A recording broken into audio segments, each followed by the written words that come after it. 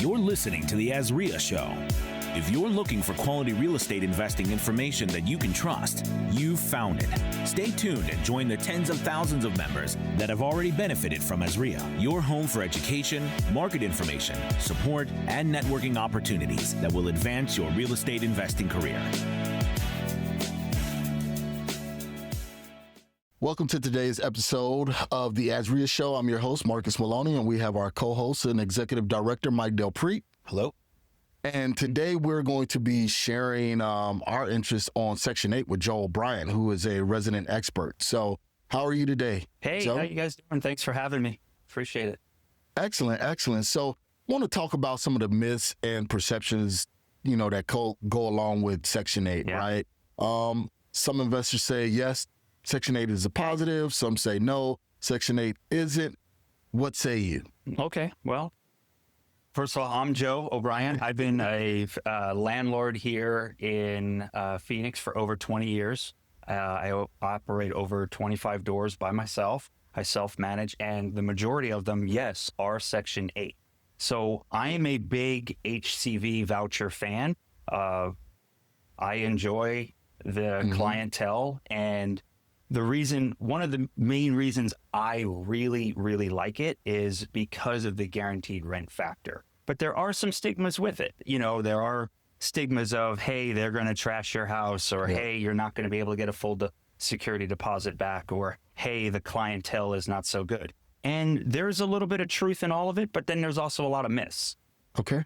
So hopefully today we can, demystify that and, kind of, peel that onion back and see whether or not for your viewers that if this is a good rental strategy for them. Okay. Cool. So what is Section 8?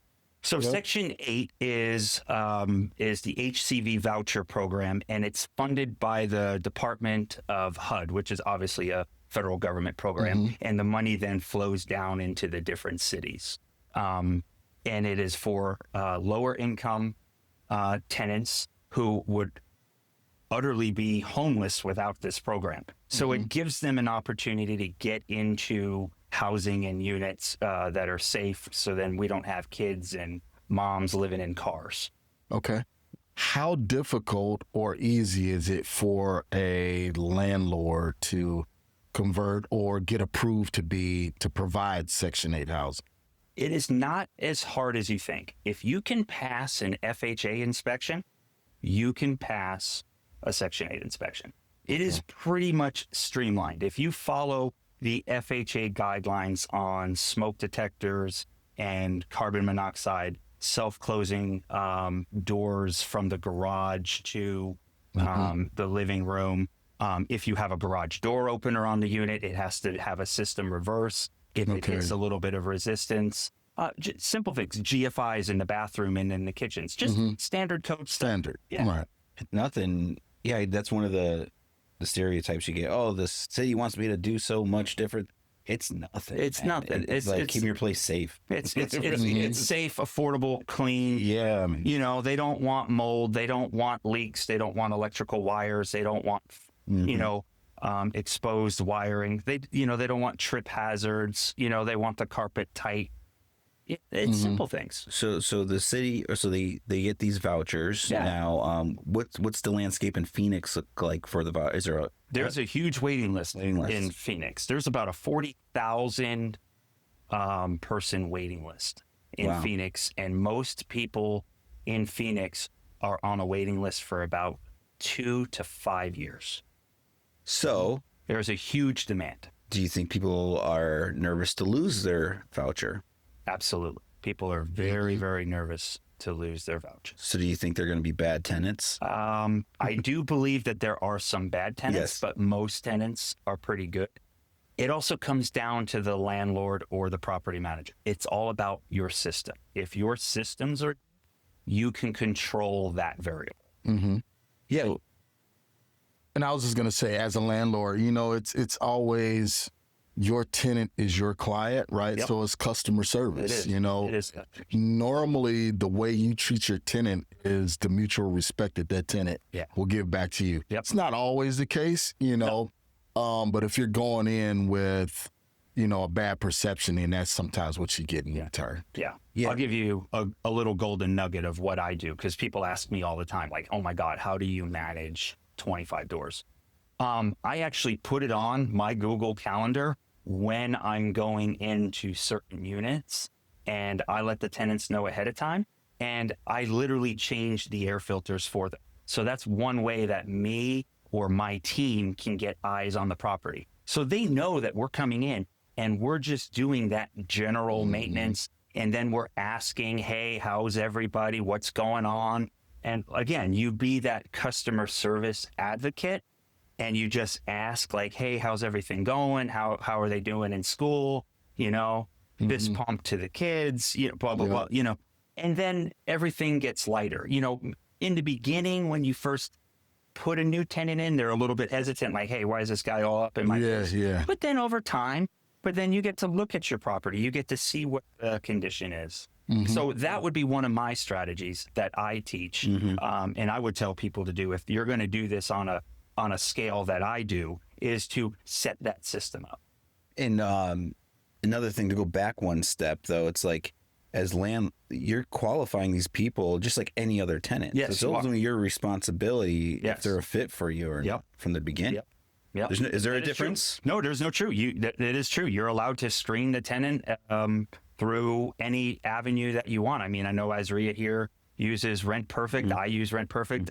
It's great, as long as you're okay with a lower credit score, because you're not going to see that 600 credit score. Yeah. So if you're okay with that and you can divulge through that credit report a little bit, there's a reason they're on Section 8, and it's really, it may be some of their fault, but it's also, there's really no fault of their own. So I don't pass judgment. I'm just looking at. Love it. Yeah, I have a Section 8 tenant. She's been with us for 8 years. Yeah. And that's one of the greatest benefits that you just mentioned. Most of my tenants have been with me for years. I mean, I get a vacancy. We were talking off air that I just filled my last one, but that was my only vacancy in probably 3 years. Wow. And the only reason she moved was because she upgraded from a 2-bedroom voucher to a 3-bedroom voucher, because her mom was moving with her from California, and her mom needed care, and she was going to be the caregiver. So they upgraded her voucher. Nice. That's awesome. Yeah. So how do you, so we talked about property qualification, right? Is there any qualification for the landlord or owner or property manager through the city or the federal government? You have to have, in Phoenix, you have to have the property registered as a residential rental. With the city of Phoenix, they don't really do too much of a pre-screening. They want your LLC and your property management, W-9s and everything, and you have to fill out that paperwork. Other smaller facilities or other cities like Mesa, they want you to get pre-approved, where they'll just kind of maybe pre-screen the property a little bit, and then they'll kind of give you recommendations. Each city does it differently. Phoenix is super big, so they don't have that kind of time. Mesa kind of has a landlord advocate person, and they kind of call and help, and you can help with questions and stuff. It's actually evolved over the last 10 years to more of a bureaucratic red tape to more of a helping hands, like, let's make this all work together. Okay. And that's key, because each city has different stipulations, correct? Okay. Hey, can you go over the difference in rent prices versus traditional rents versus Section 8? Yep. So a lot of these gurus out there that you watch on YouTube, wherever you follow them, they'll say Section 8 pays 20 to 30% more of the rent than the average price. Is that true? Kind of. They use a formula called the FMR, which is the fair market rent. And now they've gotten very good, and they have broken it all the way down by zip code and unit size, so bedroom size. And they'll give a price. However, that includes utilities. So you have to mathematically back that out.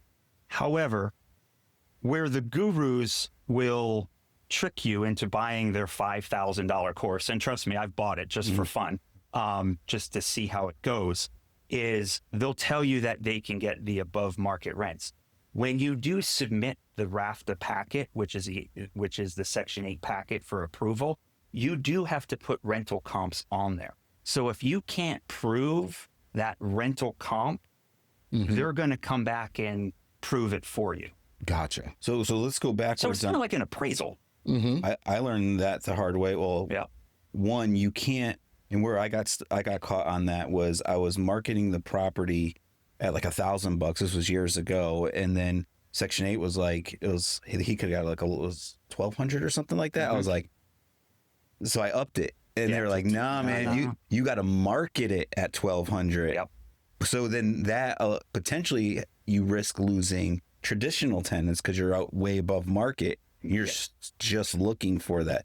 Any thoughts on that? Yeah, I mean, it's a balancing act on what you want to do. I kind of lean towards the guarantee side. So even if Section 8 does pay me a little bit, or I might have to wait an extra month to get the tenant in and deal with the inspection and the paperwork, I'm willing to take a month hit to get a 7-year long play compared to, well, let's just rent it for $1,000 and get a regular tenant in there, but then let's play the guessing game after 12 months. Yeah. You know, so it's a strategy play. It just depends on where you are as an investor, where you are on your cash flow, where you are on your cash reserves.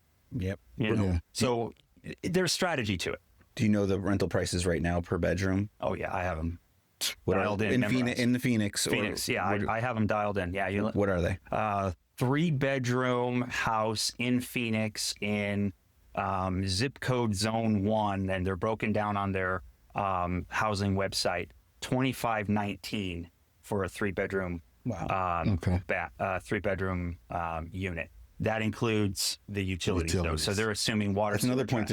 That's another point people got to understand. But you got to back that out. Yeah, if you want that higher rent, you're paying all utilities. Right. So for my properties where I have like a B-, C+, and if I can prove the comps, my highs right now are coming in at like 2350, 24. Okay. Nice, man. How many zones are there? They have, City of Phoenix has three zones. Okay. 3 zones. And they're paying a little bit more for like Levine and in zone 2 and stuff, you know, where the newer builds are. And those are up to like 2845. But, you know, there's some bigger houses out there that they're also consuming in there. So Got it. So normally, how long is the screening process for the tenants, right? So I know you said, you know, sometimes you just wait a month to make sure you get the right tenant, you know, and everything like that. Normally, how long is this process? Sometimes they have what I have found in the trenches, and I deal with this every day for myself and for other clients that I help rent units for. The tenant will reach out to you and they want more of a guarantee. So they'll pay for the or a holding deposit sometimes, or they'll do the application, but they haven't put their 30-day notice in yet for their landlord because they don't want to be on the street. They don't want to be homeless. So it's very, very difficult sometimes for them to get their RAFTA packet and searching papers from their case manager. So one of the questions that I always ask as soon as they get on the phone with me is, how big is your voucher? How many units? Is it a 2-bedroom, 3-bedroom, 4-bedroom, 1-bedroom? And then, do you have your searching papers already? If they do, that means they're ready to lease. Gotcha. Sometimes, though, people are looking at 60 days ahead of time because they're trying to set up a place. And that sometimes gets a little difficult, where then the landlord has to have a little bit of compassion going, you know, we have some transition time here. We'll hold it. We have to hold. Gotcha. Yeah. Okay. So it's time critical, time sensitive. And there's some things that I can teach, both the tenants, and I can also teach, you know, clients or others on how to get through that a little bit faster by just the way you put in your 30-day or your 45-day notice. There's certain dates that actually make sense. And that sounds good, because let's just say if you self-manage your property, right? Now you have that initial conversation between you and your tenant. You're starting to learn, you know. And that's actually what I start with the screening process. If we can actually have a great conversation and rapport, and then she wants to meet, and then she sends me, you know, if she doesn't have her RAFTA packet or anything else, but if I send her the Rent Perfect application and then she sends me her ID and everything else, then we're off to a great start. Then it's like, okay. Right. Now I'm getting a better feeling. So am I willing to maybe wait the 15 to 30 days? Yeah. Right. If it's a right fit. Yeah. Yeah. Can you talk about the portions? Because you went over to the rent like $2,500 for a 3-bedroom. Yeah. So because I know I have some that are 100%, some pay. Yeah. So when HUD breaks it down, they are certified every year, kind of like an audit, you could say, where they look at their income. And depending on their income, they pay 30 to 40% of their income. So if they make $1,000 a month gross, minus they obviously, the Section 8 departments have their formulas on what gets paid first. But let's say there's $1,000 left over, and their portion will be about $300 then, 30 to 40%. But the utilities come first.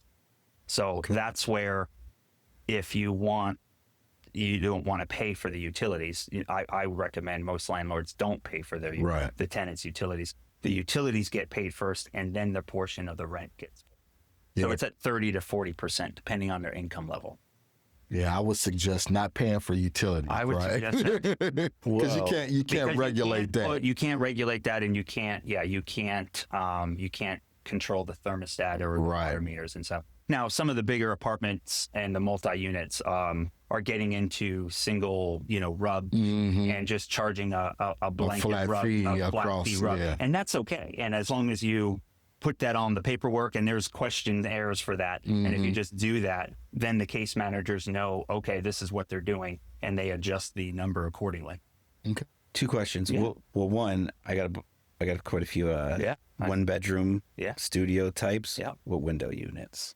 Just saying.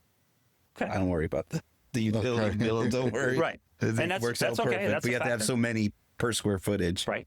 So another thing we talk about systems, and for your management business, one thing I come across is like, a scale, you got to have systems, you got to pay, tenants have to pay a certain way, right? But in this world, it's a little different. A little different. So are you flexible outside of your system? Because like I have one gentleman, he just does money orders for his portion. He doesn't have a bank account, you know what I mean? So I also have a couple 1-bedrooms, and most of them are single, elderly ladies. Their kids are gone, but their income is still low. Yep. And they've been on the program, and some of them give me money orders. I have somebody who goes to the ATM and gives me cash because her Social Security hits. Yep. I have other ones that give me Venmo. I have a Chime, a Zelle. So you do, in this arena, you have to have flexibility and have pretty much multiple payment systems available. But, the new age ones, some of the younger moms now, boom, Apple Pay. Yeah. Got your Cash App, Apple Pay, Venmo, it's all there. So, it's made it actually a lot easier. But I do still get, I still get some cash, and I do get one lady who actually does write me out the, the money order from Walmart, or Wells Fargo, and I have to take it into the bank and, deposit it. We have one guy, he would come here and he would throw the money order under the door. Yeah. And the neighbor, the business across, said, "Hey man, there's some guy blowing under your door." And I was like, "What the heck?" So when I got in, I saw the money order, but it was all the way down the hallway, like all going into the next training. And I was like, "Yo, what were you doing on the door?" I called him. He's a really cool guy. He's like, making sure. "I was blowing it all the way in there. I didn't want no one to take it." I was like, yeah, I love it. Yeah, great people, man. So what about, so we talk about the tenant payments, right? What about the city portion? How does that get paid? Monthly. Okay. Is it through a check? Is it ACH? Okay. Direct deposit. They don't do checks anymore. I mean, maybe some of the other smaller ones, but everything that I have seen here in Arizona, ACH. Okay. Direct deposit on the first. Were they ever late? No. They're never late. I love it. They are never late. They are never late. So it's guaranteed. Guaranteed. It's probably pending today, Right. Yeah. So, the only time it gets a little weird is when you have that first initial client coming in, yeah. and you have to get through that paperwork, and then they have to, after the tenant moves in, after you submit the RAFTA and you do the inspection, okay, then the tenant can move in, you sign the lease, and you send them in the lease. Then they review your lease, and then they send you a government HAP contract. Okay. After you sign that HAP contract for the year, then the payments will start. So it then falls on their payment cycle. Gotcha. Now, the nice thing is the city of Phoenix has 2 check runs every month. It's the 1st and the 15th. So if you don't get it on the 1st, you'll get it on the 15th. Or if they're super busy, which back in the day they are sometimes, you might have to wait that extra month to get your payment. But then once it comes in, it's coming in bulk, and then it's Gotcha. then it's just automatic Awesome. until someone stops it, either you or them or Okay. Well, And I got those dates in my head, the 1st and the 15th. 1st and the 15th. That's That the city goes- of Phoenix. I don't know if the other ones do that. You know, well, we covered a lot here, man. Yeah. Like I have all my What are they? topics, and you're just by talking. So, investors invest in what they can control, right? So guaranteed rent. There's demand, right? Supply and demand. definitely a demand. Stability, community impact, right? So There's it's a like all these huge great community things. impact. You know, being a real estate investor, it's all about, yes, we want to help our family, we want to create wealth, but if you've read the news, there is an affordable housing crisis. As properties and values go up, yes, we're being blessed and everything, but to do this program also brings the rest of the community up too. Share a community story. I have a 3-bedroom, 2-bath house out in Tolleson, and I rented it to a family about 2-3 years ago, and she's been with me for a while. She's been great. And her son, they were in a bad area in South Phoenix, not going well. Now the son, he's in high school. He's a sophomore. He's on, he's on the football team. He might be a quarterback protege. He's got an opportunity. And that's what it's for. You got to think bigger than just the cash flow. Right. You got to think of what you're doing for someone else's life. Okay. He's going to have an opportunity one day to probably be the starting quarterback for Tolleson High School.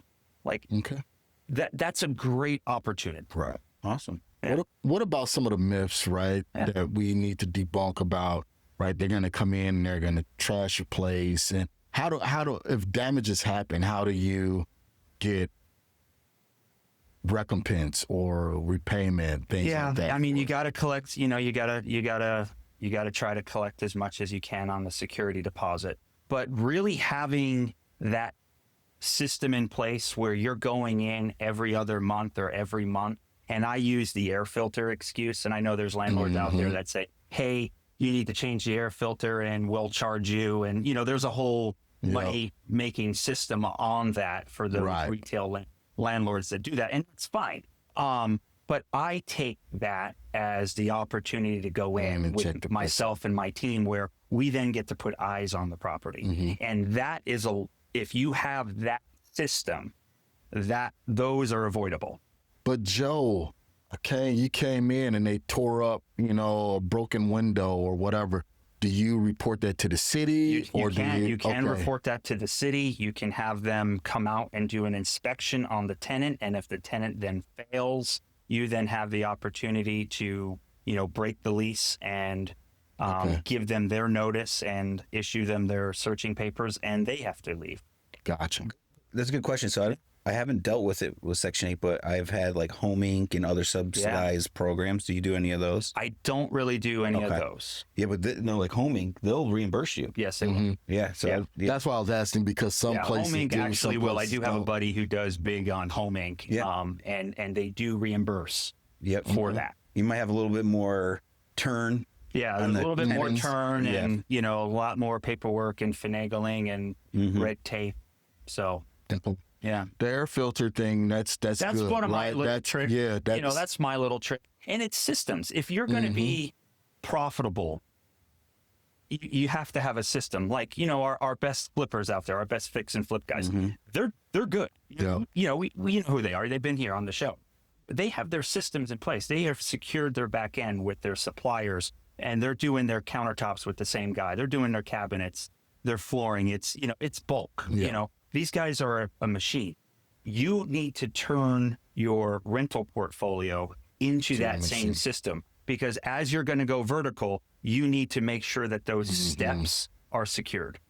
So one of the little hacks that I when I was self-managing that I used to do is the air filter thing, and then like if on like an annual inspection or whatever, we'll come out and we'll swap out all of the light fixture covers.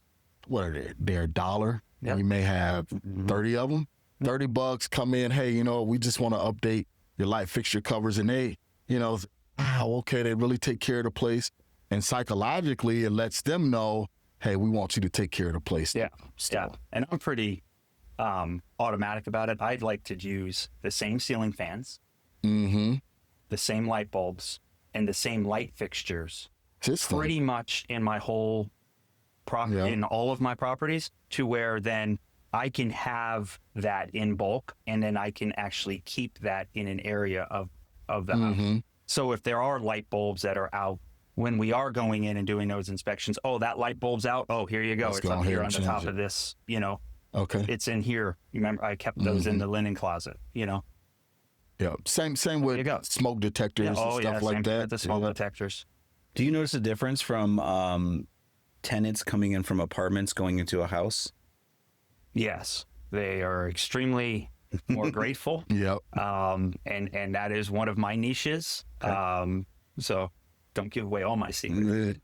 But yeah, going into houses, they are so much happier, and they respect the place. They take care of the place, because then they're not on that communal living anymore. They actually have their own front yard. They actually have their own backyard. And okay, so I was also thinking, do you feel that there's some tenants that come from apartments that are more picky because they do have everything taken care of for them? Do you notice that? I do. They do want a system. They do, because they know that, well, who do I call? Because at the apartment complex, they knew the maintenance guy, or they knew the porter or the concierge that was coming around, or they knew who to talk to. And it's all in the beginning. It's all how you set it up in the beginning. Like, hey, this is who you contact. These are the numbers. This is what you do. I wonder, do you think the build to rent communities are doing Section 8? I don't know if they are, but if they probably. Yeah. Interesting. It's random. Yeah, they probably are. That's becoming more and more popular. Yeah. All right. What else we got here? So is there a certain demographic that you notice, a demographic area that you notice, welcomes more Section 8 versus other areas? Or, like the city is saying, okay, well, we want to do more Section 8 here in North Phoenix versus... No, it's pretty diverse with the zip codes and the zones. They pretty much give you every zip code. We'll just break it down to the city of Phoenix. The city of Phoenix, if it's in a city of Phoenix zip code or has their water services such as Tolleson and Levine, they have all of those zip codes broken down, even down into Arcadia and everywhere else. So Section 8 can go anywhere. And the city doesn't really push... No steer. No, they're not steering. Okay. Now, are they, building some affordable housing project? They're building some affordable housing opportunities in, development zones. Right. And they're putting units up in certain areas, but that's where I think they're getting the land and the developers in partnership. And they're trying to, combat, their $40,000, 40,000 person need. Got it. So private-public partnership, go big. All right, man. Well, we got 3 questions for you. We're going to jump into, and no, actually, before we do the 3 questions, talk about the government update. Yeah, let's talk about the government update. So, the current administration came out and said that they wanted to cut HUD by 50% and put time limits on the Section 8 program for a 2-year. And that made the headlines, and that was in the big beautiful bill and everything. But don't be scared about that if you're wanting to jump in. And if you're a Section 8 landlord now, don't hit the panic button quite yet, because that funding doesn't go through an executive order. go through the Senate appropriations. And actually, the House of Representatives have proposed a $67.3 billion budget for HUD in 2026. Their current budget is about 70. So they want to cut it a little bit. Trim. Mm-hmm. The Senate, on the other side, which is controlled by the Republicans, they're proposing a $73.3 billion budget. They actually want to expand it a little bit. And they want to try to bring in more veteran and government housing to help them. So there's a lot of talk, but at the end of the day, I think Congress makes the final decision on that. And you bring up a good point, right? Because it's not, Section 8 is not all just poor people that's not trying and everything like that. Like you said, you got military servicemen, you have disabilities, things like that. Seniors. Yeah, because I remember all falls under that HUD umbrella. One of my best tenants that I had, she was a single mom, and she was just recently diagnosed with like spina bifida. She had worked all of her, adult life pretty much, and then got that diagnosis, and then needed to go on Section 8. So don't fall into the group think that Section 8 is always, poor people that's not trying, that can go and get a job and just not going to do that and trying to ride the coattail of the government. Right. So just wanted to clear up some of those misbeliefs and misperceptions. No, that's a total misperception that's out there. And there's people who, don't believe in it. And that's fine.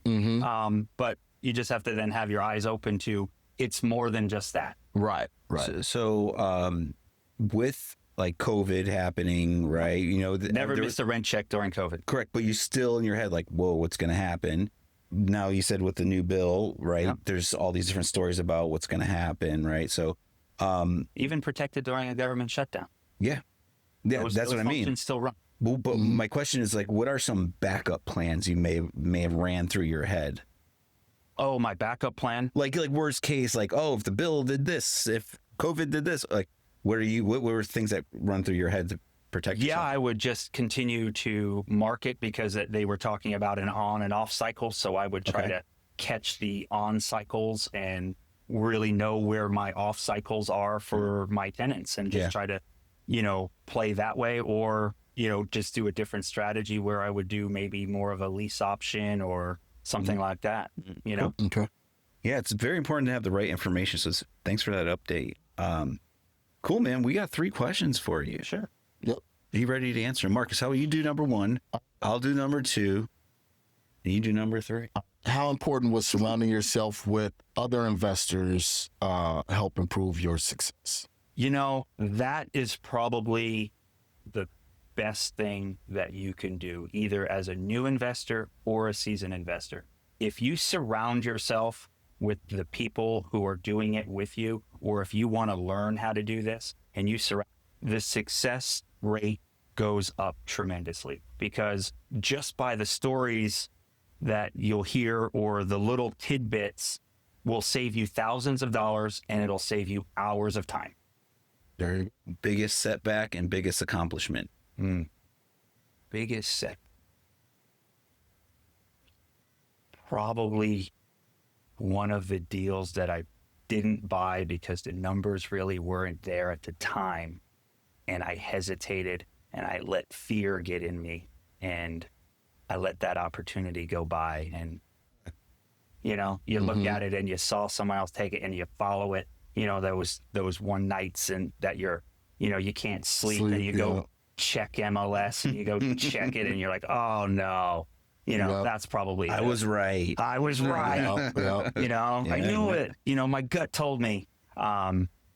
Biggest accomplishment, probably being able to come on podcasts and being able to do speaking events and giving back, not just to the community in which I do, but able to do other things and help new investors also grow. And, so just that. Awesome. I would think that, yeah. All right. What would you say to someone who's hesitant about getting into real estate right now in its current climate? Do not fear that at all. Where you want to be and where you are, the only thing that lies in between there is that fear. And if you work that way and push forward, in the beginning, you're going to get a little resistance from that fear. But eventually, if you close that gap, that fear has to go away. So if you want to get to a certain spot, I tell this to everybody who I talk to, if you want to get to that certain spot, you have to mindset that you're already there and create that energy there. But you also, where you are, you also have to move forward every day. And if you can conquer and compress fear both ways, it will dissipate and go away. There you go. And I'm living proof of it. I started back here in 2001. I bought my first rental property. You know, I joined AZREIA back in 2002, and I have grown ever since. Tremendously. Awesome. And I've been with the right people, with you guys, Stuart, all my friends here at AZREIA. Absolutely. Well, It's a great place to be. Thank you, man. Okay. And yeah, Joe's one of our resident experts here at AZREIA, and someone wants to learn about Section 8 or give you a call, what do they do? Yeah, they could just book an appointment with me on the calendar on the webpage, or they can just reach out to me through my social, my medias or my phone number, email. We'll get in contact. We'll set up a Google Meet or a Zoom, no problem. Cool, man. Okay. Mark, yeah, we do that 30-minute momentum sessions, whatever they need. Cool. Well, thank you, Joe, for being here. Guys, if you have any questions about Section 8, landlording, property management, feel free to reach out to Joe. Thank you. Thank you. Thanks for having me, guys.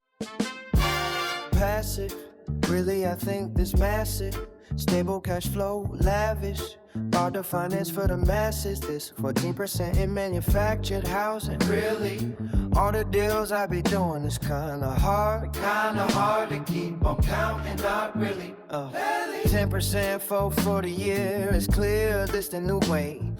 Little competition in my arena. Need a house cost arena strategy. For 10 to 14% returns, invest today with Silvercrest Opportunity Fund. 10% passive, the checks are blind with collateral. Thanks for listening to the AZREIA Show with your hosts, Marcus Maloney and Mike Del Prete.